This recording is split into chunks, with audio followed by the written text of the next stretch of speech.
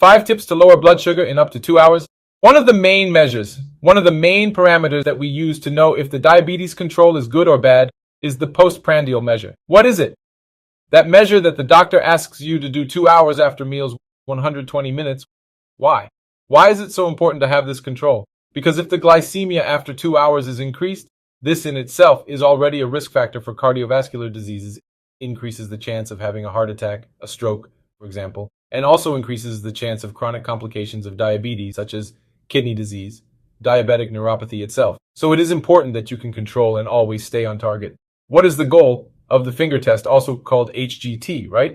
That you do with a glycosimeter, a glucose measuring device. It would be a good value up to 140. If it is during gestation, then the goal will change. During gestation, after 2 hours, less than 120. So, 140, 120 in gestation. In some selected cases, this goal can be even a little higher, but I want you to mark this 140, which is for the vast majority of people. Another standard to know if diabetes is controlled or not is the glycated hemoglobin test. This test takes longer to see the result. It takes 90 days. But this one, which is the postprandial glucose control, we can have control already in the next test. So it's not diabetes control, but blood sugar control after 2 hours. And what are the 5 tips? Number 1, avoid sweetened drinks. And here I am talking about fruit juices, like orange juice, grape juice, mango juice, pineapple juice, even if these juices are whole, because for drinks, the whole is a more concentrated juice, so it's different from food. You must have heard a doctor or nutritionist say you have to have preference for whole foods because it has more fibers. But for juices, this is different. Diabetics who want to have better control after 2 hours, he has to avoid whole juices. So grape juice, for example. Whole grape juice is healthy. It's healthy. But if you want to control blood sugar, if you are diabetic or diabetic, you need to avoid this type of juice, even if it's natural, even if it doesn't have addition of sugar, but it will have fruit sugar and will increase your blood glucose. And the soda then will have a simple carbohydrate, a simple type of sugar, which will also increase your blood sugar. So tip number 1, avoid any type of sweetened drink, be it artificially sweetened or sweetened with fruit sugar. Okay, just for doing this, there was a study that showed people who drank juices, natural juices, or soda. They did a water replacement.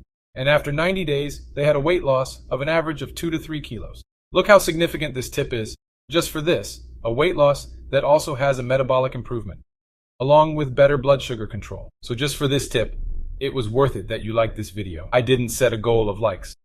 Let's do it then, 5,000 likes. If it's helping you, you also help the video to be distributed, because that way the platform understands and ends up sending it to more people.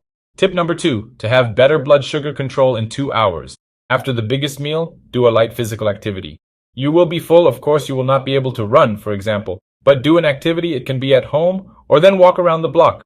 Something that you feel comfortable, a low intensity. This will also help you. Because when you do some kind of exercise, walk around the block, for example, the muscles, your body, it will capture more glucose. It will take the blood sugar and will use it as energy. So it's a very practical and easy way for you to have better control in 2 hours, either at the biggest meal or after the test that is being changed, for example. If your main difficulty is after breakfast, for example, or after lunch, then you can play with it. When I talk about light physical activity inside the house, for example, better than just staying on the couch, I know that after a meal, especially if it's the biggest meal, it will give that little sleep. But if you can stay active, this will help your control. Tip number 3, avoid simple carbohydrates, simple sugars. When I say that, I'm not talking about putting refined sugar or even brown sugar in meals or in any dish you're going to eat. I'm talking about the very composition of the food. For example, pasta, potatoes, flour-based foods. If you avoid this type of carbohydrate, which when you absorb, increases blood sugar a lot, so you're going to have to do a peak insulin to compensate for that.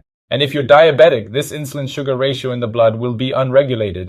If you avoid simple carbohydrates, this is a very positive point for your blood sugar control, because it helps your metabolism. You improve the digestion and absorption of nutrients. So avoid simple carbohydrates.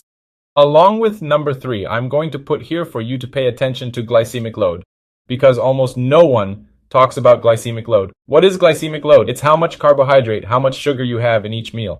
What is the amount? Did you see the difference? So the glycemic index is how much the food will increase your blood sugar. Glycemic load is how much carbohydrate, how much sugar you have in each meal or in each food, because it directly impacts your blood sugar. It's not just the glycemic index. So pay attention to glycemic load. That's why it's important to know the food you're eating. Number 4, split meals. For example, if you have lunch at noon and go to dinner only at 8 or 8 p.m., try to have a meal at 4 p.m., for example. Why? Because this will prevent you from being very hungry at dinner and eating a lot of food. And also, if you can divide the amount of food, it will favor your metabolism to be able to deal better with these carbohydrates.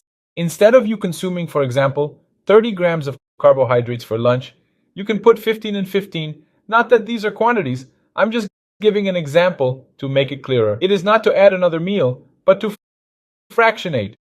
See if you can do this from a metabolic point of view. It is very interesting. There is a controversy that fractioning would not help to lose weight, and it does not help. Here I am talking specifically about diabetes control, for the control of the glycemic index, okay? For that measure, you will do 2 hours after meals. So, for that, it is not a myth, and it really works, okay? To lose weight, we know that it is a great myth, okay? What matters is the calories throughout the day, the total calories in 24 hours, but for the part of the metabolism of glucose, this is beneficial. It is an intelligent exchange. Number 5, add fiber.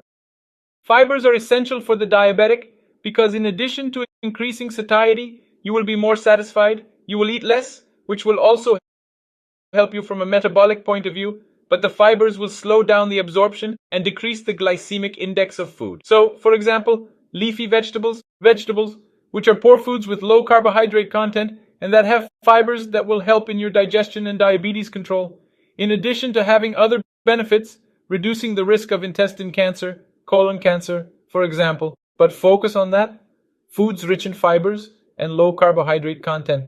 From 0 to 10, what grade do you give for this video? If it's 10, I make more videos like this. Also put which city you are watching this video from, which part of the world you belong to. I'm from Porto Alegre. Now I'm going to leave a suggestion for you to watch. It's a video I talked about glycated hemoglobin. It's the continuation of this video. Here I explain 12 tips for you to have better control of blood sugar rates and the glycated hemoglobin that is used as a goal in diabetes treatment. So click here and you will be directed to it. A hug!